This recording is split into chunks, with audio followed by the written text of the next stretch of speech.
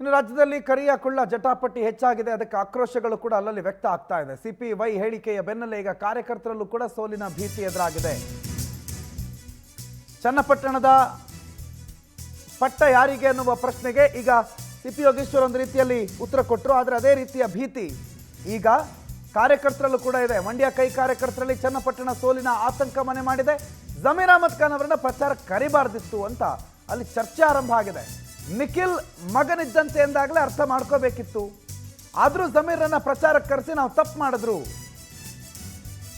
ಜಮೀರ್ ಅಹಮದ್ ಖಾನ್ ಅವರನ್ನ ಕರೆಸಬಾರ್ದಿತ್ತು. ಜಮೀರ್ ಮತ್ತು HDK ಹಳೆ ಫೋಟೋ ಹಾಕಿ ಅಲ್ಲಿ ಆಕ್ರೋಶ ವ್ಯಕ್ತಪಡಿಸಲಾಗ್ತಾ ಇದೆ. ಸಾಮಾಜಿಕ ಜಾಲತಾಣದಲ್ಲಿ ನಾಗಮಂಗಲ ಯುವ ಕಾಂಗ್ರೆಸ್ ಆಕ್ರೋಶವನ್ನು ವ್ಯಕ್ತಪಡಿಸಿದೆ.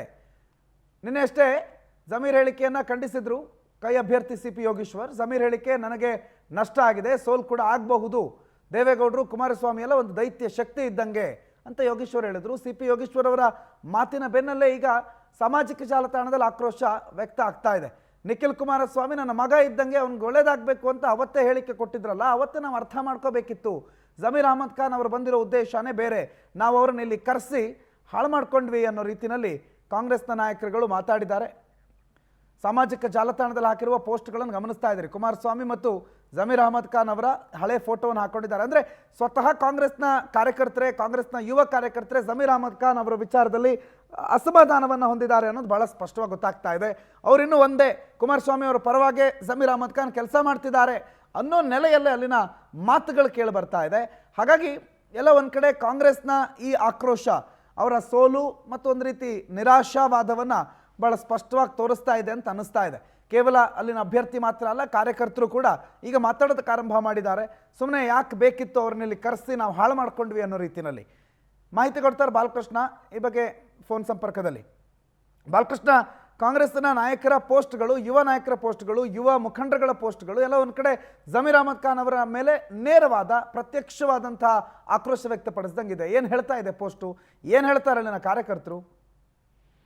ಹೌದು ಪ್ರಣುತ್, ಏನಂದ್ರೆ ಜಮೀರ್ ಅಹಮದ್ ಕೈಲಿ ಭಾಷಣ ಮಾಡಿದ್ದೆ ದೊಡ್ಡ ತಪ್ಪು ಅಂತ ಹೇಳುವಂಥದ್ದು ಈ ಪೋಸ್ಟ್ ನಲ್ಲಿ ಬಂದಿರುವಂತದ್ದು. ಏನಂದ್ರೆ ಈಗ ನಾಗಮಂಗಲದ ಯುವ ಮುಖಂಡರು, ಕಾಂಗ್ರೆಸ್ನ ಯುವ ಮುಖಂಡರು ಕಿಡಿಕಾರ್ತಾ ಇರುವಂತದ್ದು ಏನಂದ್ರೆ, ಬಂದು ಈಗ ಜಮೀರ್ ಅಹಮದ್ ಕೈಲಿ ಭಾಷಣ ಮಾಡಿಸ್ಬೇಕಾಗಿತ್ತಾ, ಬಂದು ಒಕ್ಕಲಿಗರ ಬಗ್ಗೆ ಈ ತರ ಮಾತಾಡ್ಬೇಕಾಗಿತ್ತಾ, ರಿಸಲ್ಟ್ ತುಂಬಾ ಚೆನ್ನಾಗಿತ್ತು, ಯೋಗೇಶ್ವರ್ ಗೆದ್ದೇ ಗೆಲ್ತಿದ್ರು, ಆದ್ರೆ ಜಮೀರ್ ಅಹಮದ್ ಅವರ ಹೇಳಿಕೆಯಿಂದಾಗಿ ಈಗ ಸೋಲಿನ ಭೀತಿ ಅನುಭವಿಸ್ಬೇಕಾಗುತ್ತೆ ಅಂತಾನು ಕೂಡ ಅವರು ಪೋಸ್ಟ್ ಮಾಡ್ತಾ ಇರುವಂತದ್ದು. ಈ ಮೊನ್ನೆ ಅಷ್ಟೇ ಏನು ಎಲೆಕ್ಷನ್ ಆದ್ಮೇಲೆ ಸಿಪಿ ಯೋಗೇಶ್ವರ್ ಅವರು ಒಂದು ಪ್ರೆಸ್ ಮೀಟ್ ಮಾಡಿ ನಿರಾಸೆಯಾಗಿ ಪ್ರೆಸ್ ಮೀಟ್ ಮಾಡಿದಂಥದ್ದು. ಏನಂದ್ರೆ ದೇವೇಗೌಡರು ಮತ್ತೆ ಕುಮಾರಸ್ವಾಮಿ ಒಂದು ದೊಡ್ಡ ಶಕ್ತಿ ಅಂತ ಹೇಳುವಂಥದ್ದು, ಮತ್ತೆ ಜಮೀರ್ ಅಹಮದ್ ಅವರ ಹೇಳಿಕೆ ಎಲ್ಲೋ ಒಂದ್ ಕಡೆ ನನಗೆ ಸೋಲ್ ಆಗ್ಬೋದು ಅಂತ ಹೇಳಿರುವಂಥದ್ದು. ಇದೆಲ್ಲ ಕೂಡ ಕಾಂಗ್ರೆಸ್ನ ಯುವ ಕಾರ್ಯಕರ್ತರಲ್ಲಿ, ಯುವ ಮುಖಂಡರುಗಳಲ್ಲಿ ಒಂದು ಆಕ್ರೋಶಕ್ಕೂ ಕೂಡ ಕಾರಣ ಆಗಿರುವಂಥದ್ದು. ಏನಂದ್ರೆ ಈ ಜಮೀರ್ ಅಹಮದ್ ಅವರು ಈ ರೀತಿ ಭಾಷಣ ಮಾಡಿದ್ರಿಂದನೇ ನಮ್ಗೆ ಈ ಸಲ ಸೋಲ್ ಆಗ್ಬಹುದು ಅಂತಾನು ಕೂಡ ಅವರು ಆಕ್ರೋಶ ಹೊರಹಾಕ್ತಾ ಇರುವಂಥದ್ದು. ಜಮೀರ್ ಅವರ ಹೇಳಿಕೆ ನಿಜವಾಗ್ಲೂ ಕಾಂಗ್ರೆಸ್ ಮೇಲೆ ಒಂದು ದೊಡ್ಡ ಪರಿಣಾಮ ಬೀರಿದೆ.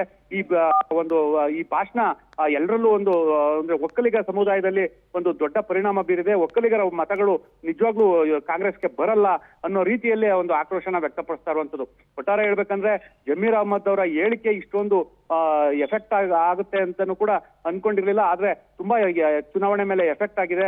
ಇದರಿಂದಾಗಿ ಕಾಂಗ್ರೆಸ್ ಸೋಲ್ ಅನುಭವಿಸಬೇಕಾದಂತ ಒಂದು ಮಟ್ಟಕ್ಕೂ ಕೂಡ ಬಂದಿರುವಂತದ್ದು ಅಂತಾನು ಕೂಡ ಆಕ್ರೋಶ ಆಗ್ತಾ ಇರುವಂತದ್ದು.